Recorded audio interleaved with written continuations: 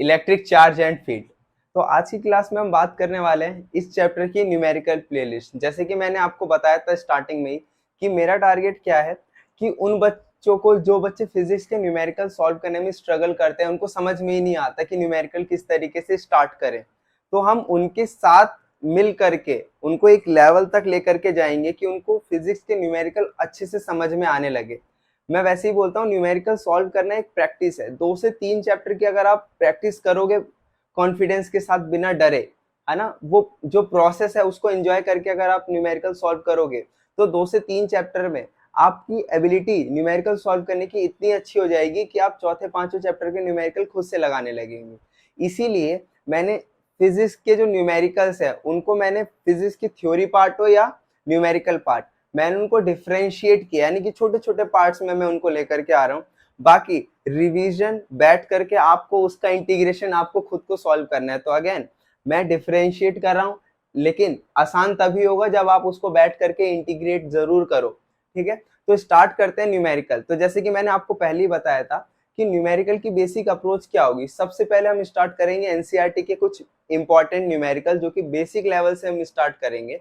और दूसरा, फिर मैं आपके लिए लेके आऊंगा टॉपिक वाइज न्यूमेरिकल, जैसे कि कूलम्स लॉ से जो इंपॉर्टेंट न्यूमेरिकल हो गए, या फोर्सेस के बीच में जो दो चार्जेस के बीच में फोर्स लग रहा है उससे जो न्यूमेरिकल हो गए, इलेक्ट्रिक फील्ड के वजह से लगने वाला फोर्स उसके न्यूमेरिकल हो गए, और भी बहुत सारे टॉपिक वाइज न्यूमेरिकल इस चैप्टर के रहेंगे।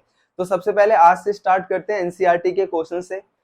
प्रोसेस वही रहेगी, यहाँ पर स्क्रीन पे आपको क्वेश्चन दिखेगा, आप और मैं मिलकर के दोनों क्वेश्चन को अच्छे से समझेंगे। क्वेश्चन चाहे कॉम्प्लेक्स हो या डायरेक्ट फॉर्मूला बेस्ड, हमें सारे क्वेश्चंस को टारगेट करना है। तो पहले हम दोनों एक साथ क्वेश्चन पढ़ेंगे, उसके बाद फिर हम उसको सॉल्व करेंगे। पहले आप खुद से क्वेश्चन सॉल्व करने की देखना, ना हो तब वीडियो चालू करके क्वेश्चन को समझना। अगेन इस सीरीज का मतलब एनसीईआरटी के सॉल्यूशन प्रोवाइड कराना नहीं है, वो आप कहीं से भी कर सकते हो। ये सीरीज इसलिए ताकि आप मेरे साथ लग करके मेहनत करो और साथ साथ अपनी न्यूमेरिकल सॉल्व करने की जो एबिलिटी है उसको नेक्स्ट लेवल तक लेकर के जाओ। तो क्वेश्चन नंबर हम स्टार्ट करते हैं 1.1। तो देखो क्वेश्चन क्या कहता है, what is the force between two small charge spheres having charges. मतलब दो स्मॉल चार्जेस हैं, उनके बीच में कितना फोर्स लगेगा। तो सबसे पहले हम डायग्राम देखो, कोई भी अगर डायग्राम पॉसिबल है तो आप बनाओ, उससे आपकी अंडरस्टैंडिंग इंक्रीज होती है, चाहे कितना ही बेसिक लेवल का क्वेश्चन क्यों ना हो।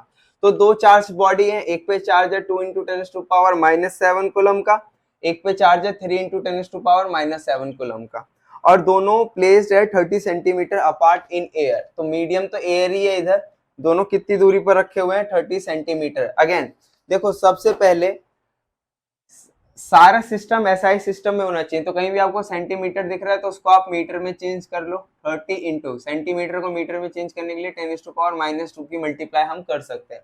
तो देखो, दो चार्जेस Q1 और Q2 अगर r डिस्टेंस सेपरेट है तो इनके बीच में लगने वाला फोर्स कितना होता है, K Q1 Q2 divide by r square. Direct formula based question है, तो K की वैल्यू डालते हैं 9 × 10⁹। कैलकुलेशन देखो, वही वापस मैं वही बात रिपीट करता हूँ, अभी नहीं करोगे तो एग्जाम में करोगे, और एग्जाम में करोगे तो आप ज्यादा टाइम कंज्यूम करोगे।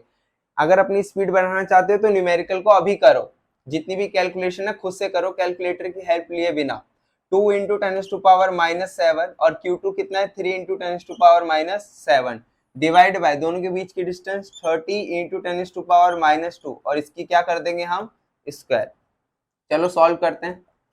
9 × 2 × 3, और देखो -7 कितनी हो गई, -14, डिवाइड में देखो 3 की स्क्वायर 9 हो गई, 10 इधर एक 10 बचा, इधर 10⁻⁻² बचा है, -2 और एक 10 कैंसिल हो जाएंगे, 10⁻⁻1 बचेगा, और क्योंकि ऊपर स्क्वायर है तो -1 की स्क्वायर कितनी हो जाएगी, -2। ध्यान से देखो, 10⁻⁻1 × 10⁻², स्क्वायर हुआ ना ये, तो दोनों मिलकर के हम क्या लिख सकते हैं 10⁻², जो कि मैंने यहाँ से लिखा है।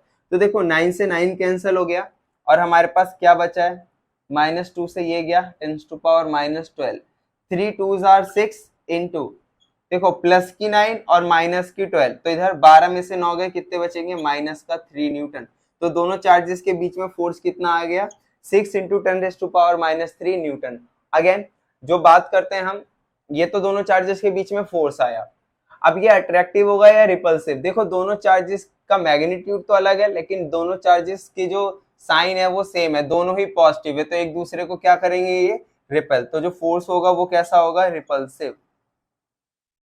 ठीक है, इसको नोट डाउन करो, फिर अगला क्वेश्चन करते हैं।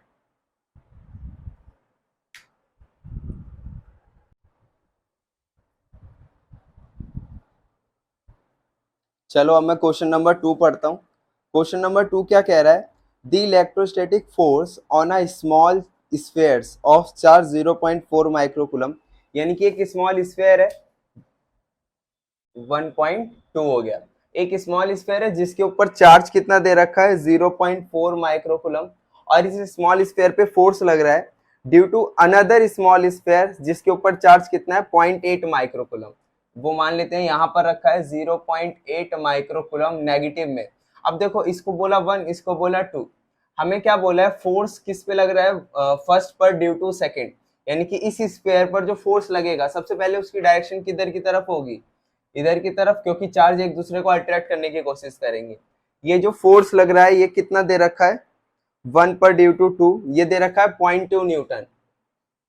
और आगे पढ़ते हैं, what is the distance between two spheres, तो वापस से देखो डायरेक्ट फॉर्मूला बेस्ड क्वेश्चंस है, आपको अप्रोच करने के लिए वही हमें सेम फॉर्मूला लगाना पड़ेगा। दो चार्जेस के बीच में जो फोर्स का फॉर्मूला होता है वो कितना होता है KQ1Q2 divide by R square. अब ध्यान से देखना फोर्स कितना दे रखा है 0.2 न्यूटन, K की वैल्यू 9 इंटू 10⁻⁹।